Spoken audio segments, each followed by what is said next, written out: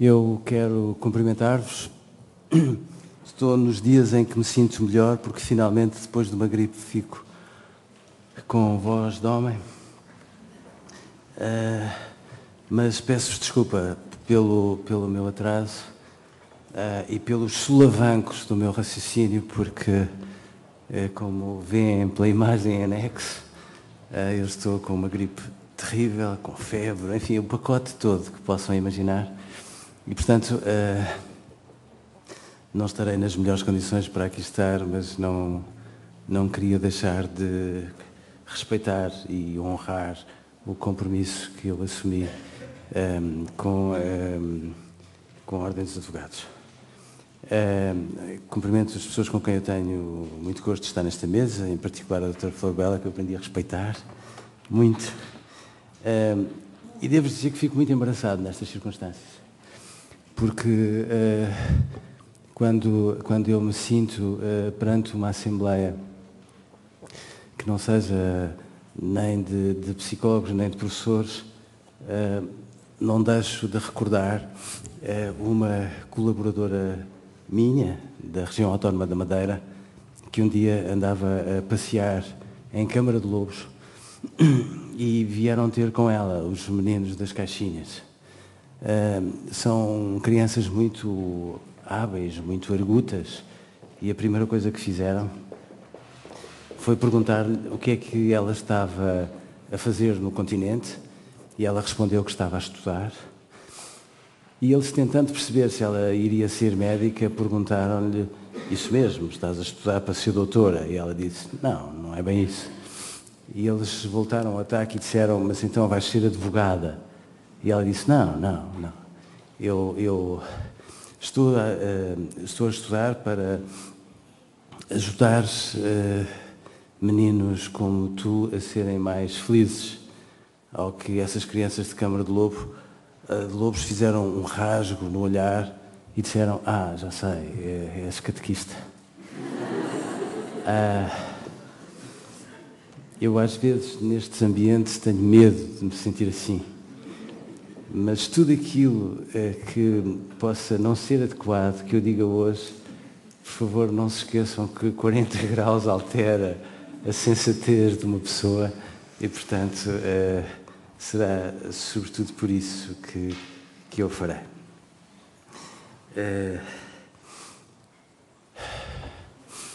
Minhas senhoras e meus senhores, eu acho que é urgente começarmos por distinguir de uma forma sensata e prudente um progenitor de um pai. Nem sempre um progenitor se torna pai. Um pai torna-se assim em consequência de cuidados coerentes e constantes que dedica, sem direito a fins de semana e sem direito a férias, aos seus filhos. E, portanto, há muitos pais que, pelas omissões sucessivas dos seus atos de parentalidade, se autolimitam para o exercício da responsabilidade parental. Sempre foi assim, não é uma novidade dos tempos que correm. Fico, todavia, muito contente por ver uma Assembleia tão significativa e tão diversificada, porque, de repente, eu sinto que as questões relacionadas com as famílias e com as crianças começam a ter outro protagonismo que eu acho que é absolutamente exigível que tenham. Continuo a achar que a parentalidade, vejam a virtude de eu não ser um jurista e ter 40 graus de febre, continuo a achar que a parentalidade será um direito fundamental e a filiação também. E, portanto, nessas circunstâncias, todas as crianças têm direito a ter pais. Naturalmente, o contrário acaba por se passar, e é muito importante que nós, com toda a sensatez e com todo o equilíbrio, tenhamos a noção que hoje só há um número significativo de divórcios porque, de facto, as pessoas ousam acreditar mais nas relações amorosas e, em consequência disso, lutar por elas.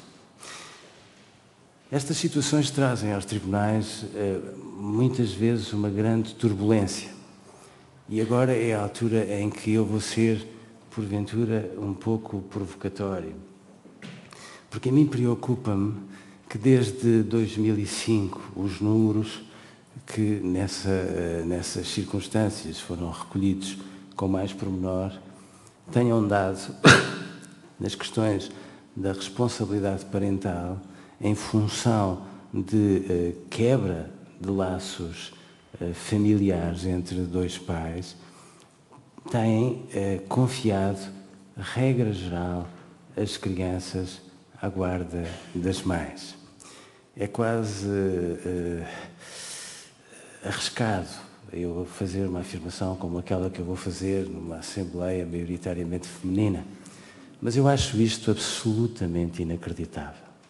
No século XXI, acho absolutamente inacreditável que haja cidadãos que são limitados no seu exercício de um direito fundamental à parentalidade única e exclusivamente por identidade de género.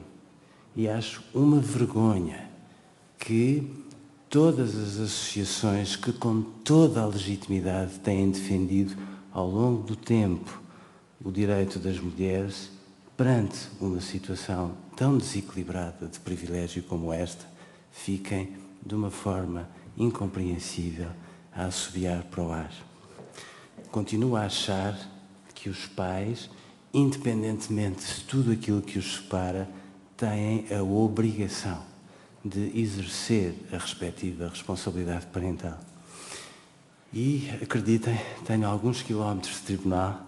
Eu sei que me vão dar vários exemplos, poder-vos-ei dar outros tantos, mas aquilo que eu acho que é definitivamente importante é que nós possamos assumir que quando a mãe e o pai coabitam com uma criança, têm uma responsabilidade parental conjunta e, portanto, têm a obrigação, em primeiro momento, partilhar essa responsabilidade sempre que não coabitem. Vão-me dizer, como todos sabemos, que há divórcios muito difíceis. Eu continuo a achar que todos os divórcios são por mútuo consentimento e litigiosos ao mesmo tempo, senão não eram divórcios. Mas aquilo que eu acho, muitos de vós vão agora ficar zangados comigo, é que, em algumas circunstâncias, há um discurso um bocadinho batuteiro em relação aos tribunais. Há tribunais que funcionam mal, não vejo o que é que isto tem de mais, meu Deus. Eu continuo a achar que quando nós interpelamos a Justiça, 25 de Abril já foi há uns anos, estamos respeitosamente a querer que ela seja melhor. Há tribunais que funcionam mal, mas haverá nas outras áreas das profissões sempre serviços exemplares.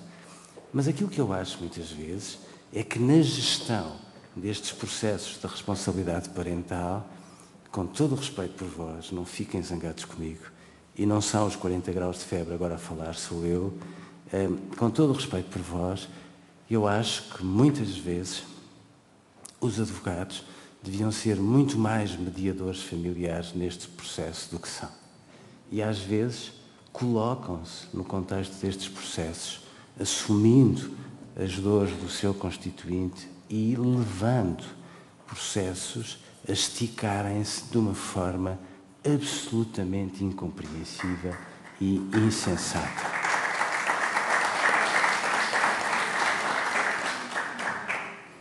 Começo a gostar de estar com febre. É evidente que depois todos nós conhecemos as mais diversas estratégias dilatórias. Há sempre eu detesto isso, devo dizer-vos, há sempre um relatório psicológico que se pode pedir, que pode sempre atrasar um pouco mais um processo. E se não for conclusivo, como dramaticamente a maioria não é, então nada como irmos até ao Instituto de Medicina Legal e andarmos com relatórios psicológicos para a frente e para trás, que com todo o respeito por vós, resvalam para uma atmosfera quase de inconstitucionalidade. Por favor, o que é que pretendem demonstrar com isso? Eu julgava que os tribunais deviam demonstrar Bom, aclarar se a mãe e o pai reúnem competências para o exercício da responsabilidade parental e mais nada do que isso. Aquilo que me parece é que, de repente, há sempre mais um relatório, mais outro relatório, e nós, nestas circunstâncias, com todo o respeito, não estamos a atender aos supremos interesses de uma criança. Ainda recentemente, nós concluímos um processo num tribunal, não interessa onde, que esteve 8 anos para se decidir sobre uma presumível situação de abuso sexual. Esta criança tem 10 anos. Eu acho isto um atentado à saúde das crianças. E continuo a achar que se há uma lei, que se há uma lei que define um patamar para que uma criança seja considerada em risco, continuo sem perceber porque é que os processos que têm a ver com a responsabilidade parental vão para além deste patamar e se prolongam desta forma absolutamente absurda. Por outro lado, eu acho muito importante que nós tenhamos a noção de um aspecto. Devo dizer-vos que eu hoje fiz inclusive a questão por estar aqui, porque, para minha surpresa e para minha tristeza, tenho assistido a um discurso sobre a alienação parental que me repugna profundamente, porque eu julgava que nós podemos ter opiniões diferentes, mas não acho que seja admissível, no século XXI, termos um discurso absolutamente obscurantista que faz lembrar os melhores tempos do movimento democrático das mulheres. Não consigo perceber isto. E, portanto, quando nós falamos de alienação parental, aquilo que está em questão não são os legítimos interesses das mulheres, são os legítimos interesses das mães, dos pais e das crianças. E aquilo que eu não entendo é que, de repente, se volta a falar do síndrome de alienação parental com um jeitinho que me parece batuteiro. Minhas senhoras e meus senhores, não existe nenhum síndrome de alienação parental. E, por favor, eu terei alguma autoridade para falar sobre isto, porque até sou doutorado em psicopatologia e psiquiatria. Não existe nenhum síndrome de alienação parental na classificação internacional das doenças mentais. O que é isto? Mas não sejamos demagógicos. Vejam aquilo que aconteceu com a noção de traumatismo infantil, que de repente pegou fogo e toda a sociedade o assumiu como um dado adquirido, porque de repente um conceito sintetizava de forma clara aquilo que todos nós fomos sentindo. E com o conceito de alienação parental passa-se a mesma coisa. Aquilo que eu não acho admissível é que se ponha no mesmo patamar o presumível síndrome de alienação parental e os supremos direitos de uma criança. Os supremos direitos de uma criança foi uma conquista que muitos de nós acabaram por trabalhar para ela, e eu também, no sentido das crianças serem um cidadão de plenos direitos até nos tribunais.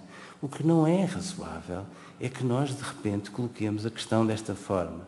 E se nós formos honestos, sabemos que, de facto, ao longo dos séculos, o pai foi o grande agente de alienação parental. O pai coagia a mãe, tirava as crianças, porque tinha o poder económico sobre ela. Mas se isso não é justo, não é razoável, nem será prudente, não me parece que seja sequer vertical e sério fazermos de conta que não existem episódios de alienação parental nos tribunais portugueses. Existem, são muitas vezes protagonizados por mães, são algumas vezes protagonizados por pais. Dou-vos um exemplo que a mim me parece gravíssimo, que é, no fundo, esta espécie de epidemia atípica de presumíveis abusos sexuais pelo pai, que nos últimos anos tem crescido de forma absolutamente vertiginosa. Continuo a achar que se uma mãe tem dúvidas em relação a esse presumível abuso, tem o dever de proteger e, em consequência disso, denunciar. Mas muitos de nós sabemos, conheço vários processos assim, em que esta alegação serve para que, uma vez atrás de outra, uma criança seja afastada do pai. E aquilo que eu não consigo entender é que quando é clara a má-fé de um dos pais, julgando este tipo de argumentos, não consigo entender que não se retirem daí consequências para a respectiva responsabilidade parental. Basicamente, o crime compensa. E, portanto, aquilo que eu vos estou a tentar dizer é o quê? Que aquilo que eu entendo como síndrome de alienação parental não existe. Existe uma realidade a que nós podemos chamar alienação parental, que representa o quê? Representa uma atmosfera de terror permanente, mediada por atos de coação continuados, em que um dos pais tenta afastar de forma deliberada o filho do outro pai. Cautelosamente, eu costumo chamar a atenção para a necessidade de pormos um critério de tempo, por uma questão de prudência, para não nos precipitarmos. E costumo chamar a atenção para que um patamar que anda em redor dos 12 meses. Se durante 12 meses continuadamente nós observarmos isto, começa a haver indícios sustentáveis de uma alienação parental. Mas eu respeito imenso os tribunais.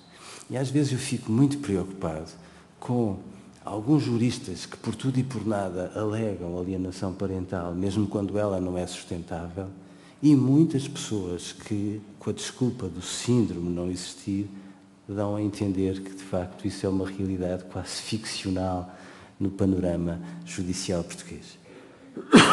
Fico muito preocupado. Porquê? Porque eu continuo a achar que um ato de alienação parental é um maltrato violento de uma mãe ou de um pai em relação a uma criança. E quando uma mãe ou um pai, azedo com a vida, magoado com a relação que teve com o outro companheiro de não sei quantos anos, instrumentaliza continuadamente uma criança, não medindo os custos que tudo isto tem para o seu desenvolvimento, é um pai maltratante. E, em consequência disso, deve merecer as medidas de limitação da responsabilidade parental que me parece que todos os pais maltratantes têm de merecer. Cansei-me de ouvir o argumento francamente batuteiro do género mas eu quero que o meu filho vá com o pai ou vá com a mãe, só que ele não quer. Bom, desculpem, isto não é razoável. Seria razoável se a mãe ou o pai dissessem: o meu filho, quando tem que ir ao estomatologista, eu não o levo porque ele não quer. Quando se trata de ir à segunda-feira para a escola, eu não o levo porque ele não quer. Porque aquilo que está na estrita obrigação dos pais é criarem as condições para que os filhos tenham direito a todos os seus direitos. E se os pais não reúnem instrumentos, bom senso, para o fazerem, aquilo que está à discussão é se, de facto, eles terão ou não competências para o efetivo exercício da responsabilidade parental. Parece-me que é isto que faz sentido. E desculpem, eu não acho que seja tão complexo assim. É uma questão de bom senso. E acho, sinceramente, já vi um tribunal ou outro que pretender ser tutor de pais. Não acho razoável. Mas a esmagadora maioria dos tribunais são compostos por pessoas sensatas, onde nós nos incluímos. E, portanto, aquilo que a mim me preocupa é que, chegada a hora da verdade, as pessoas, os técnicos das mais diversas formações, acabam por ser, às vezes, um bocadinho cobardes quando se trata de fazer uma avaliação adequada aos interesses de uma criança e, de repente, jogam invariavelmente no meio-campo, naquele registro pode ser e pode não ser. Isto não me parece de todo razoável e não me parece que seja sequer prudente quando se trata de tomarmos em consideração a responsabilidade parental. Por outro lado, eu gostava que, no fundo, tivéssemos bem a noção do que é que representa para estas crianças este sofrimento, porque, na realidade, muitas destas crianças são colocadas perante um dilema terrível e passam a vida a ser filhos sob coação. Porque, na realidade, há pais e mães que colocam as crianças num fogo cruzado e lhes dão a entender que gostarem do pai significa traírem a mãe e vice-versa. E se lembram de um filme que fez história chamado A Escolha de Sofia, vão perceber que quando nós temos que, entre dois filhos, escolher um, bom, é de uma violência absolutamente inenarrável. Desculpem, não consigo perceber como é que todos assistimos, em muitas circunstâncias, a esta pressão esmagadora e aterrorizadora que muitas crianças vivem quando, de facto, entre dois pais, têm que escolher um. E já agora, permitam-me que vos diga que há procedimentos que eu não consigo entender. Bom, eu julgava que os tribunais também serviam para se fazer prova, com tudo aquilo que o contraditório nos dá de sensatez. O que é que a mim me preocupa? Preocupa-me que haja pais neste país que estão limitados no seu exercício de parentalidade só porque são pais, peço desculpa, só porque são do sexo masculino, o que eu acho inacreditável. Eles não cometeram nenhum ilícito compaginável com uma situação de maltrato. E são limitados na sua responsabilidade parental a troco de quê?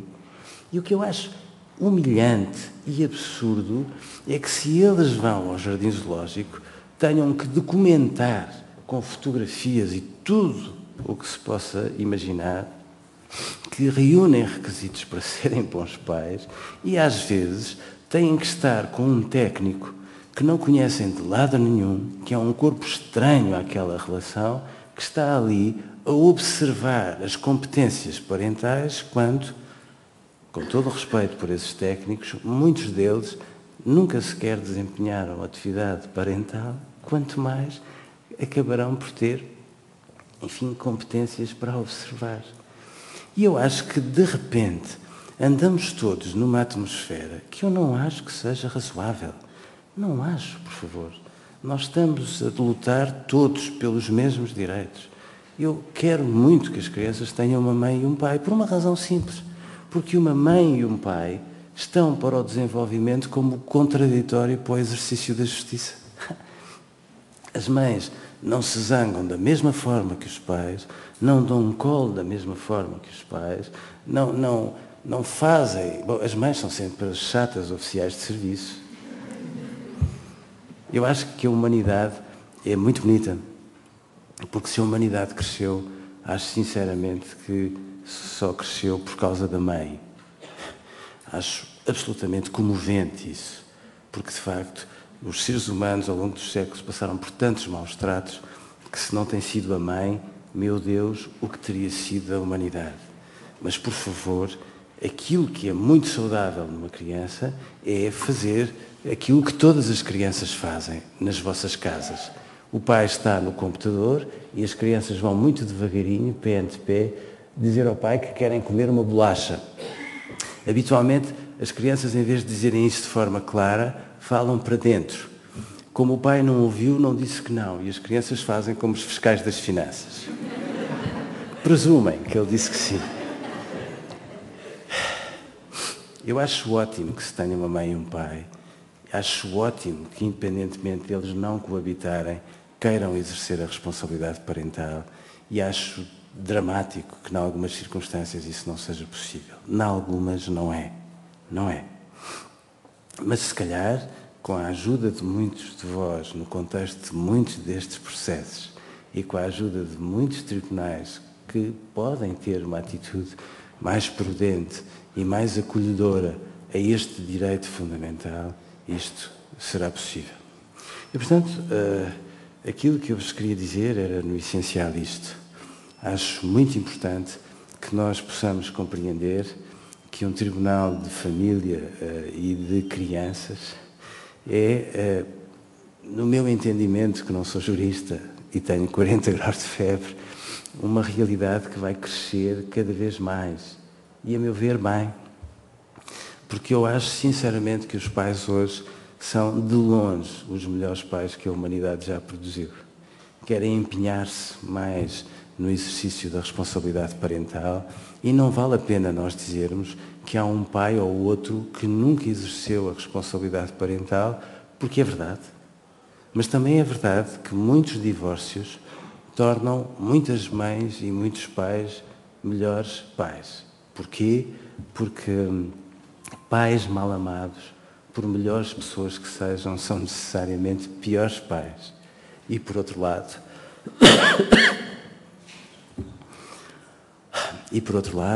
porque de facto, para muitos homens, sobretudo para muitos homens, uma situação de separação ou de divórcio, por hipótese, é eventualmente uma oportunidade para se reconciliar com a parentalidade.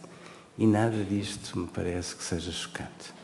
Aquilo que eu acho que é muito importante é que as pessoas têm que ter a sensatez, e vamos já calar, para perceberem que nós não educamos com bons conselhos. Bons conselhos dão os governantes dos outros países quando se trata de poupar e outras coisas do género. Bons exemplos nem sempre nós somos capazes de dar. Quanto mais nós damos maus exemplos, mais empanturramos as crianças com bons conselhos. E aquilo que a mim me preocupa é que eu não consigo entender qual é a autoridade moral de uma mãe ou de um pai magoadíssimos num processo de divórcio, qual é a autoridade moral para exigirem que um filho seja uma excelente pessoa, seja educado, seja sábio e tudo mais que nós queremos dos nossos filhos, quando, no fundo, colocam estas crianças numa espécie de fogo cruzado que é a antítese de tudo aquilo que lhes exigem. E, portanto, em suma, eu não tentei ser catequista. Não há um síndrome de alienação parental, por favor. A alienação parental destaca, porque de repente nós percebemos que havia um conceito que sintetizava um conjunto de ideias que todos nós fomos percebendo no dia-a-dia dos tribunais. Não vale a pena dizerem que o senhor que criou esse conceito era um homem desorganizado. Era, mas tenham cuidado. O Jean-Jacques Rousseau pôs todos os filhos na roda. O Karl Marx deixou filhos morrerem à fome. E, portanto, não vão por aí. Nós temos que ter a humildade de perceber que há determinados conceitos que podem ser lapidados, mas se podem ser, no fundo, utilizados em função de um bem comum, é isso para que todos nós trabalhamos, em nome da justiça, sem demagogias, sem guerras de sexo e com a consciência de que, quanto mais os tribunais acautelarem os interesses das mães e dos pais, mais são amigos das crianças. Obrigado.